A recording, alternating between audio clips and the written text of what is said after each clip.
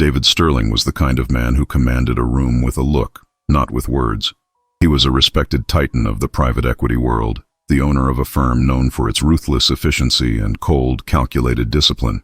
Ever since losing his wife in a car accident 4 years ago, there had been room in his life for only one thing: results.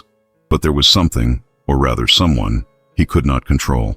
Leo, his only son, 6 years old, diagnosed with autism spectrum disorder level 2. Leo was a small, fragile island in his father's vast ocean of order, hypersensitive to noise and touch, with an extreme difficulty in communicating his needs. In the past 2 years, Leo had cycled through more than 7 nannies, 5 therapists, and 2 specialized schools. None of them had managed to connect with him for more than a few months. That morning, the 7th nanny had stormed out, slamming the heavy oak door of their Manhattan penthouse behind her, her eyes glistening with frustrated tears, her parting words a familiar, cutting refrain. "He needs someone who sees him as a person, not a problem. And you, Mr. Sterling, you don't even seem to see the son you have." David just took a deep breath. He didn't respond. He wasn't a man who tolerated judgment, especially about things he didn't know how to fix. With no other option, he took Leo by the hand and brought him to the office. The boy entered the gleaming, minimalist expanse of the CEO's suite, wearing noise-canceling headphones, clutching a small plastic dinosaur in his hands. David tried to work, to dive into the comforting, predictable world of spreadsheets and market projections. But within half an hour, Leo had slipped out of the office, unnoticed by the busy assistants, and disappeared into the labyrinthine corridors of the Sterling Equity Tower. And that is how chaos led to a life-altering encounter. Down on the ground floor, amidst the scent of industrial disinfectant and the quiet hum of the building's massive HVAC system, was Isabella, 22 years old, with warm, olive skin and intelligent, observant brown eyes. She wore the drab gray uniform of the building's cleaning crew, and her face carried a gentle weariness that spoke of a difficult life. She had grown up in the foster care system, leaving early to work and single-handedly support her younger sister. Now she cleaned a luxury high-rise where no one even knew her name, until she heard the soft clatter of a toy falling on the polished marble floor. When she turned the corner of the long, empty service corridor, she found Leo. He was sitting in a small alcove, his back against the cool wall, his dinosaur lying on the floor beside him. His eyes were fixed on the ceiling lights, lost in a world of his own. Isabella approached slowly, her movements careful and silent. "Hey there," she asked, her voice a soft, gentle murmur. "You okay?" Leo didn't answer, but crucially, he didn't flinch or run away. Isabella slowly lowered herself to the floor, keeping a respectful distance. She pulled a small keychain from her pocket. It was a little blue teddy bear, its plastic fur worn smooth from years of handling. "This little guy gets scared of big buildings too," she said softly, "but he really likes dinosaurs." She gently pushed the keychain across the floor, an offering of peace. Leo looked at the bear, then at her. With a delicate, careful motion, he picked it up, and then a small, almost imperceptible smile touched his lips. It was at that exact moment that David Sterling appeared at the end of the corridor, his face a thundercloud of anger and panic. He saw the scene: the janitor sitting on the floor, his son holding her cheap-looking toy. "What are you doing with my son?" he demanded, his voice cold and sharp, echoing in the empty hall. Isabella scrambled to her feet, startled and afraid. He was alone, sir. He seemed—" David didn't let her finish. He strode forward and grabbed Leo's arm. "We're leaving." Leo resisted, a low guttural sound of distress escaping his lips. He squeezed his eyes shut and recoiled from his father's touch. "Please don't pull him like that," Isabella said, her voice barely a whisper but firm. He was calm. He was okay. David turned on her, his eyes blazing with a fury born of fear and helplessness. "And who are you to tell me how to handle my own son?" Isabella hesitated, her gaze dropping for a moment. Then she looked back up, her eyes meeting his with a quiet strength that surprised him. "Nobody," she answered, "but maybe that's what he needs. Someone who is nobody, but who still sees him." David stared at her, irritated by her insolence, but his grip on his son loosened. Leo was still holding the little blue keychain, clutching it tightly in his small fist as if to say, "Don't take this from me too." David Sterling was not a man who apologized. He was not a man who admitted when he was wrong or when something unsettled him. But that afternoon, after he had brought his son back to the sterile silence of his office, something wouldn't leave him in peace. Leo was more agitated than usual for the rest of the day. He rocked back and forth in his chair, chewed on the sleeve of his shirt, and refused to make eye contact with his father. He couldn't say it with words, but his entire being screamed a single, clear message: "I want to go back." David pretended not to notice, but at the end of the day, as he was packing his son's backpack, he saw it, the little blue keychain, the same worn teddy bear the janitor had given him. His first instinct was to throw it away, to sever the connection, to erase the memory of his own failure in that hallway. But he couldn't. He simply took the keychain and, in silence, tucked it into the glove compartment of his car. The next day, Isabella was called into her supervisor's office. "Ms. Garcia," the man said, looking confused as he read from a memo. "Mr. Sterling has requested that you be reassigned. Effective immediately, you'll be handling the cleaning duties for the 49th floor, the top floor, the executive suites, and," the supervisor added, "he's requested that you maintain total discretion around any children you might encounter up there." She didn't understand, but she obeyed. When she arrived on the 49th floor with her cleaning cart, Leo was already there. He was sitting on the floor in the hallway, leaning against the wall, his headphones on, his dinosaur in his lap. He saw her, and that same tiny, shy smile appeared. Isabella looked around the empty, opulent corridor. Was this a trap, or was it a gift? Leo simply pushed his dinosaur across the floor toward her. It was the same gesture as the day before, but now it felt different. It felt like a greeting, like an invitation. In the adjacent conference room, David Sterling watched it all on a security monitor. He wasn't watching because he was suspicious. He was watching because he didn't know how to get closer himself. He watched his own son smile at a woman he barely knew, and a painful, hollow question echoed in his mind. Why could he never get that look from him? Have you ever felt like an outsider in your own life? Like a stranger looking in on the moments that should belong to you most? Share your experience in the comments and subscribe now, because David is about to confront something he's never faced before: his own heart.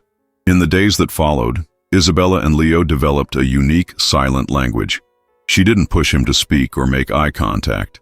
Instead, she communicated on his terms. She would draw simple pictures on a notepad she carried in her pocket.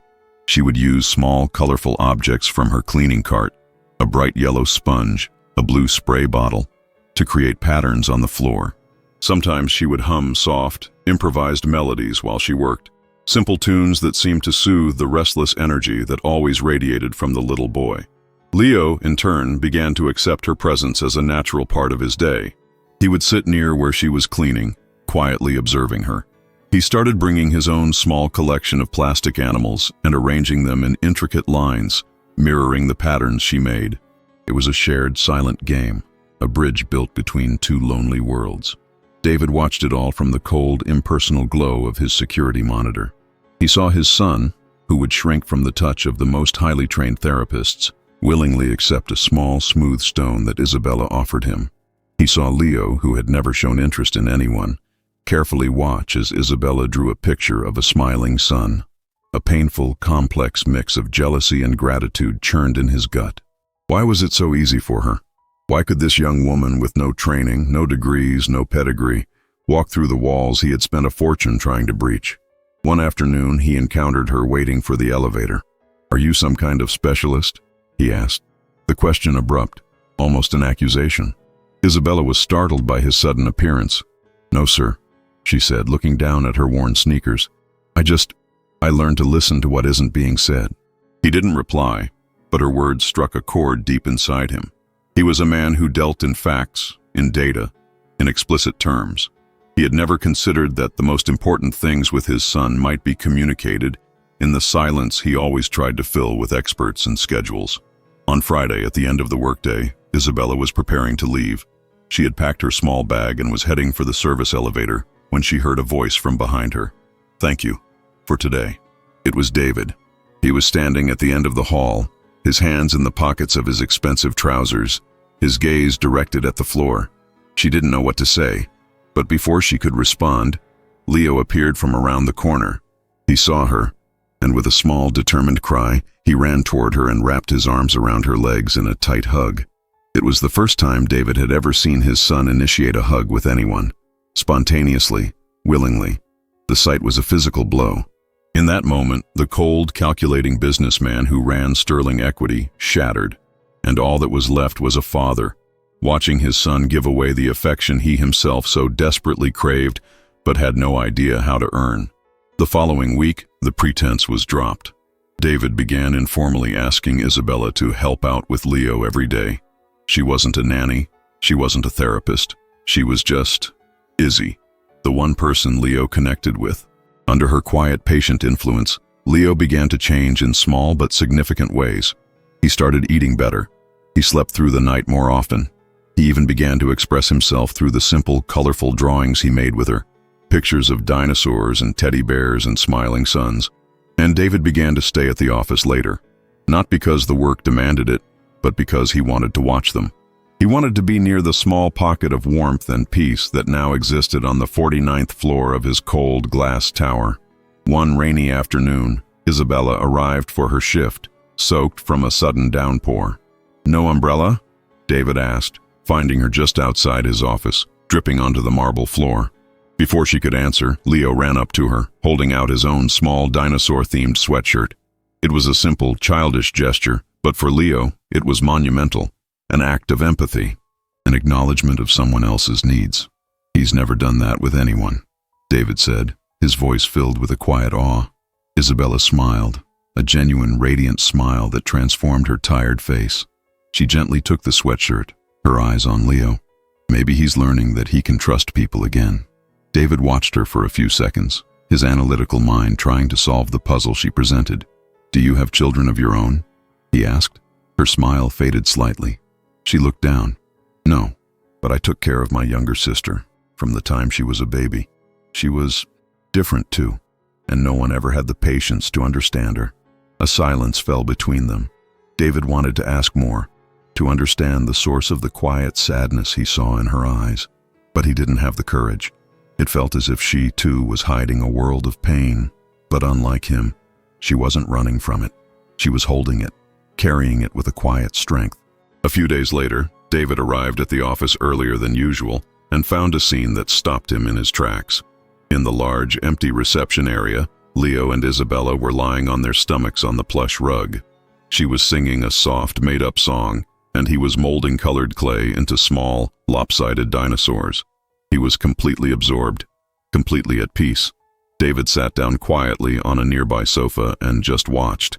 He watched the easy, unspoken rhythm between them. He watched his son, who existed in a world of sensory overload, find a calm harbor in this young woman's presence. And for the first time in 3 years, since before the accident, David laughed. It wasn't a loud laugh. It was a quiet, surprised, deeply human sound. That same day, he invited Isabella to dinner, not as a command from a boss, but as a hesitant request from a man who wanted to know more. She hesitated, her eyes immediately darting toward Leo. "I don't know if that's appropriate, sir." "Maybe it isn't," he admitted, "but I've already lost too many things in my life by not trying." The fragile peace of their new routine was shattered the next morning by the unexpected arrival of Eleanor Vance, David's mother-in-law. She was a formidable woman, wealthy, elegant, and as cold and sharp as a shard of ice. She swept into the office, her eyes taking in the scene at the reception area. Leo playing on the floor with the janitor, with undisguised disdain. "This company is turning into a circus, David," she said, her voice a low, cultured hiss. "He's getting better, Eleanor," David replied, his tone defensive. "For the first time in years, he's making progress." "Progress? By playing in the dirt with the help?" She gave Isabella a withering look. "And you're getting closer to this cleaning girl. Do you have any idea what the press would do with that? The scandal it would cause?" David fell silent. The blow landed right where she intended. But she wasn't finished. "I had her investigated, of course," Eleanor continued, her voice dripping with triumph. "Did you know she has a juvenile record? She was arrested for shoplifting when she was 15, dropped out of high school. A wonderful role model for your son, isn't she?" Isabella, who had been passing by the open office door on her way to the supply closet, heard the last part of the conversation. She froze, her blood turning to ice. She backed away slowly, her heart pounding in her ears. The past she had worked so hard to escape, the life she had fought to leave behind, it had found her. And now, it was about to take away the one place where she had finally felt seen. That night, Isabella didn't sleep. She lay awake in her small, sparsely furnished apartment, staring at the ceiling as the city lights cast shifting shadows on the walls. The conversation she had overheard played on a loop in her mind, each word a fresh stab of pain. Juvenile record, shoplifting, a wonderful role model for your son. She knew what a woman like Eleanor Sterling saw when she looked at her. Not a person, but a stereotype. The poor girl from the wrong side of the tracks, a stain on their perfect, polished world. She had fought her entire life to escape that label. The shoplifting charge. She had been 15, desperate. Her younger sister, Sophia, had been sick with a fever, and Isabella had no money for medicine. She had been caught trying to steal a bottle of children's Tylenol and a box of crackers. It was a stupid, desperate mistake, a single mark on a life otherwise defined by relentless, back-breaking work. She had paid her debt to society, finished her community service, and worked 2 jobs to get her GED. She had built a life, however fragile, on the foundation of her own integrity. But she knew that for people like the Sterlings, the past was never truly past. It was a weapon, always waiting to be used against you. She thought of David. He had been so kind, so unexpectedly vulnerable, but she had seen the look on his face when Eleanor delivered her venomous report.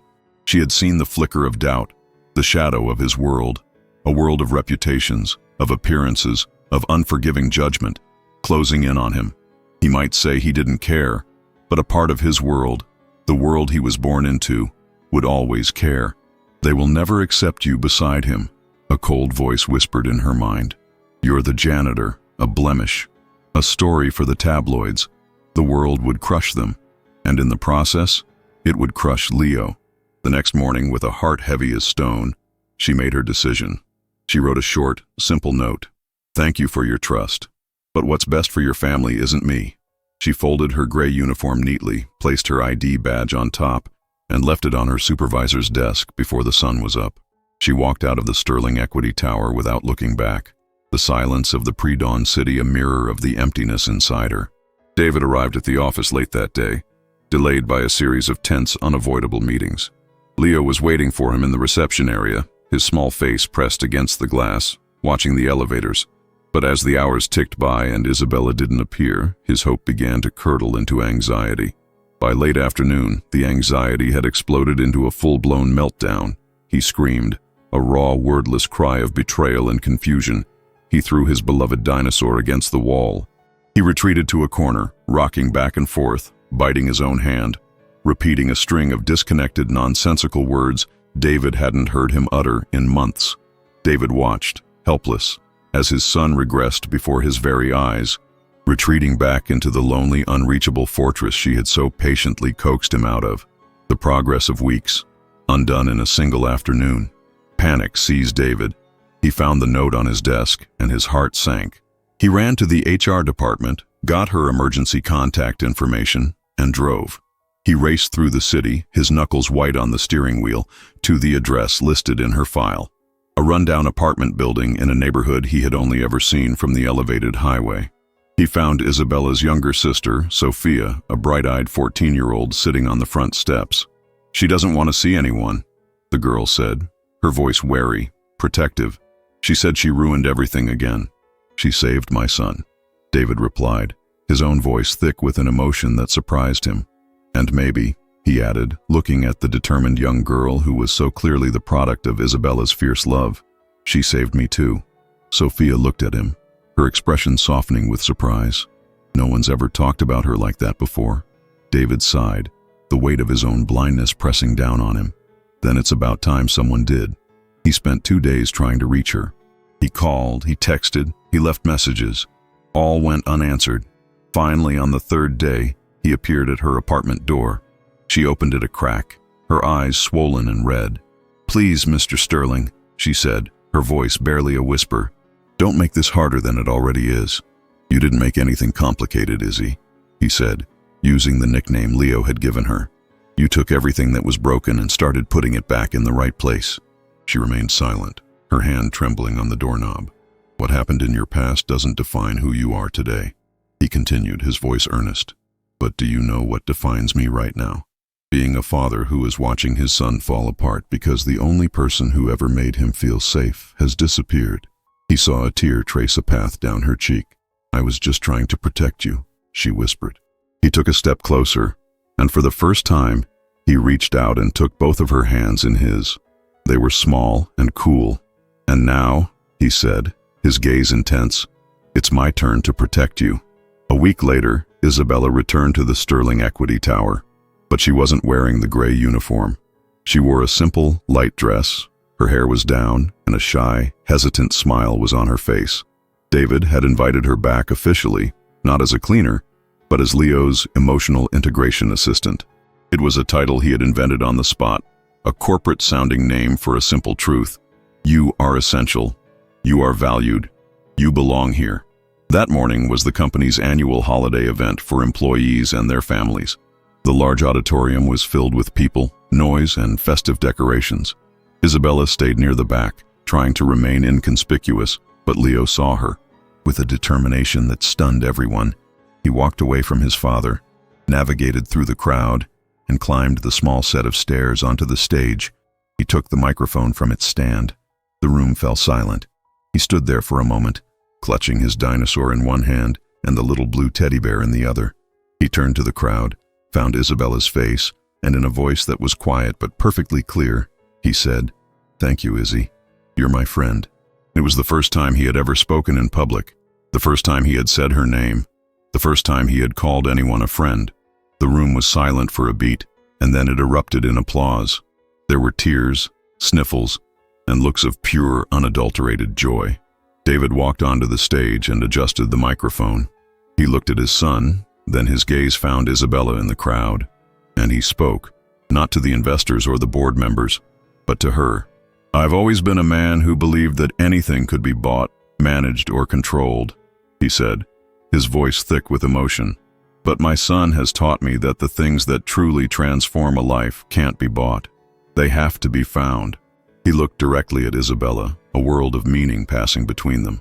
"And when you find them," he finished, "you never, ever let them go."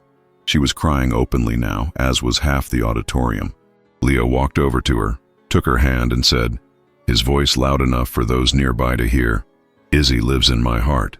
3 months later, Isabella and her sister Sophia moved into a new apartment. It was a bright, sunny 2-bedroom in a safe neighborhood with a park nearby where Leo loved to chase pigeons. David had helped them find it, co-signing the lease and covering the deposit, insisting it was a signing bonus for her new official position. The relationship between David and Isabella grew slowly, organically. They didn't put a name to it. There were no grand declarations. There was just time.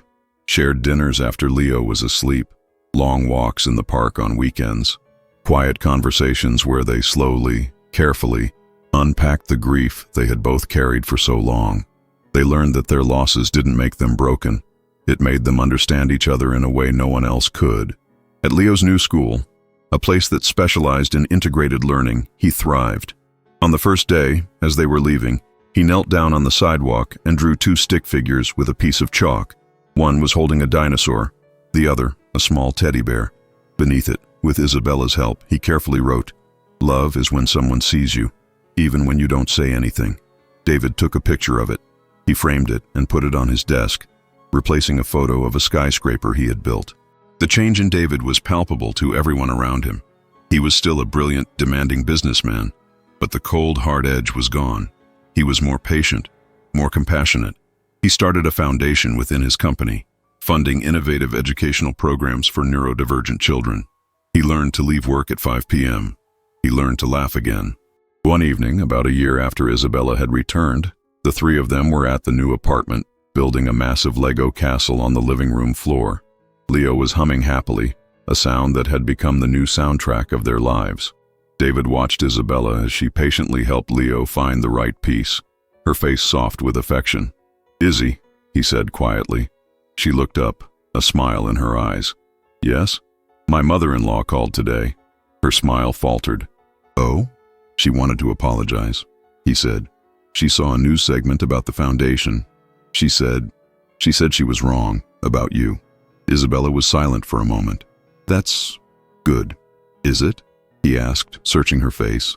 It is, she said, her voice sincere. But it doesn't matter anymore. Her opinion doesn't define me. What matters is here.